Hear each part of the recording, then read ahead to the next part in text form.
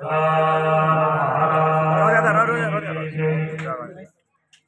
विश्वात्मकी देवी येणे वागले तोषावे तोषोनी मद द्यावे असाय नारायण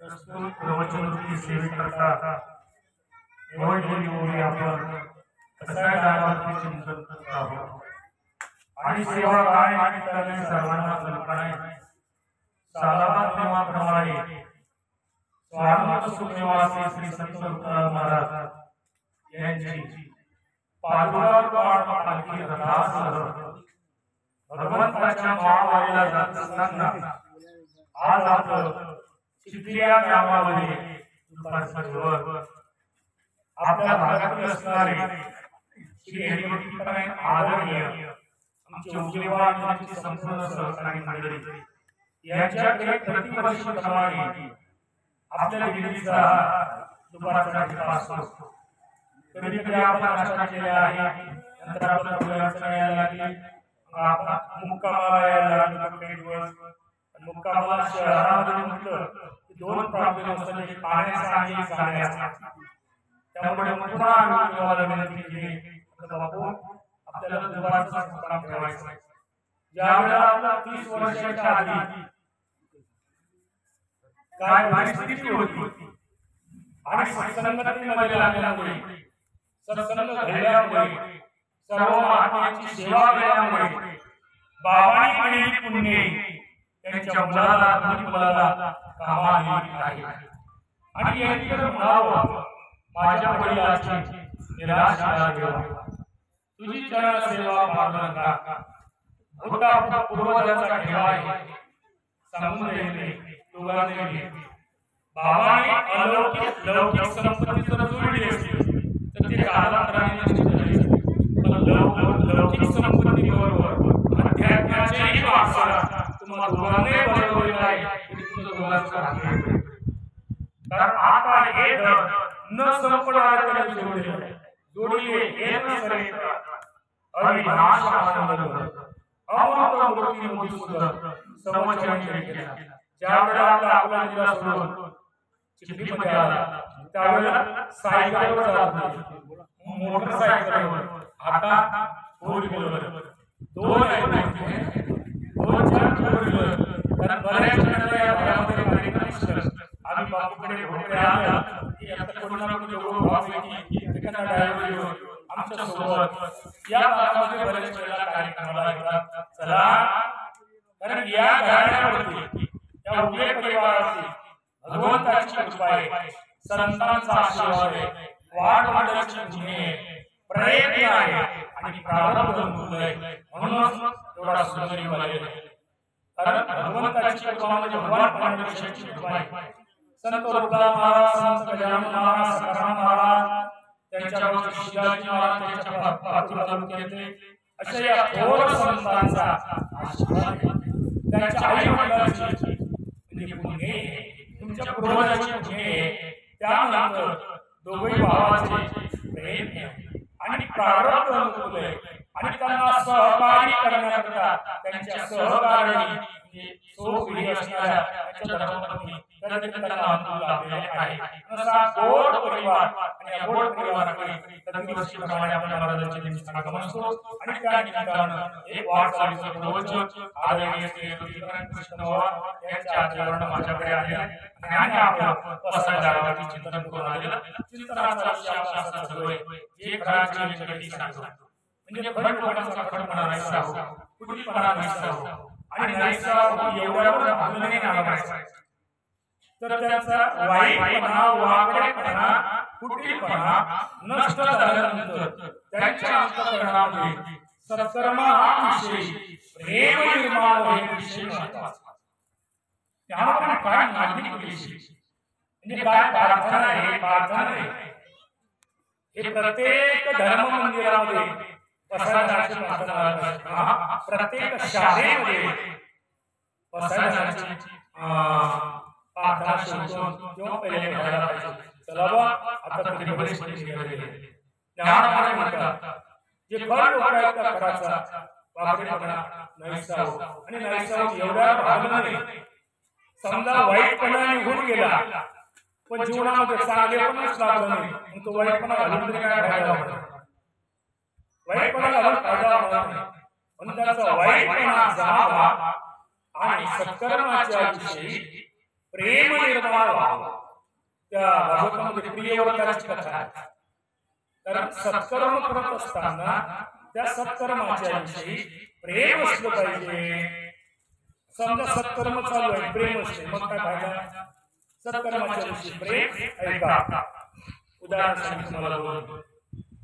माळकऱ्यांनी एकादशीच्या दिवशी लग्नच काढायचं नाही काढायचं पण एखाद्या चांगल्या वारकरीच्या आणि माळकरीची सोय ते मंगळवार रविवार काढलं पण दागेला लग्न एकादशीच्या दिवशी मग आपलं माळकऱ्याचं वारकरीचं काय काम त्या लग्नाला जावा लग्न लावा ऐक करा लगेच गाडीला हे गेलं कसं लग्न लावलं ऐक केला ऐक केल्याबरोबर पंगत गोष्टी त्या पंगतीत काही जायची गरज आहे का तुला एकादशी वारकरी असलं तुला पंक्तीत गेलं फिरायला मग पंक्तीत इकडून तिकडे इकडून इकडे इकडून तिकडे शांत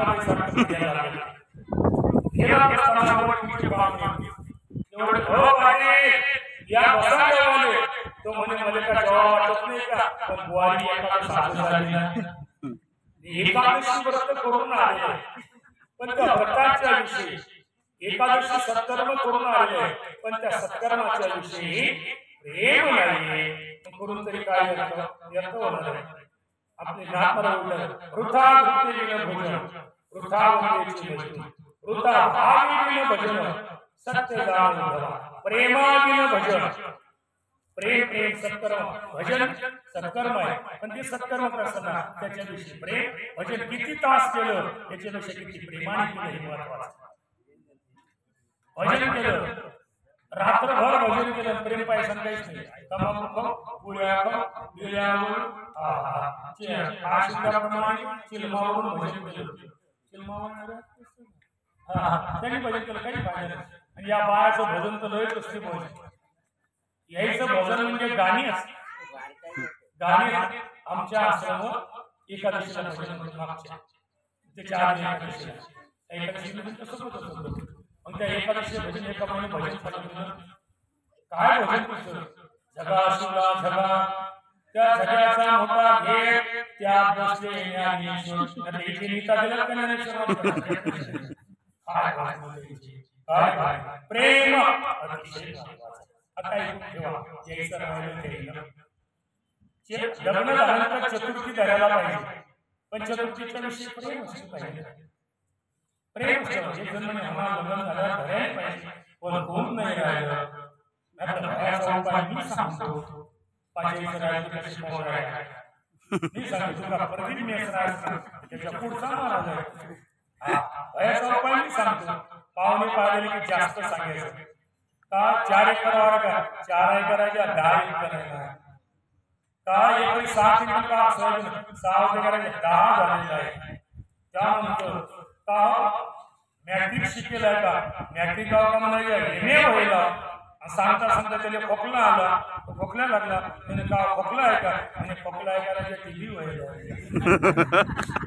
असं नाही करायचं मला असा भाग तुम्हाला पण सांगायचं एका दिवशी चतुर्थीच्या दिवशी लग्न झालं 4-5 चतुर्थ्या झाल्या चतुर्थ झाल्यानंतर त्याच्या बायकोने विचार केला आणि चतुर्थीच्या दिवशी पोराने काय केले पार्टी ठेवली देवीच्या मंदिरात पण कोणीच पार्टी ठेवली पोळ्या आपल्या घराण्याचं भाजी करायचं त्यांनी काय केलं 7 वाजता निघायचं चाललं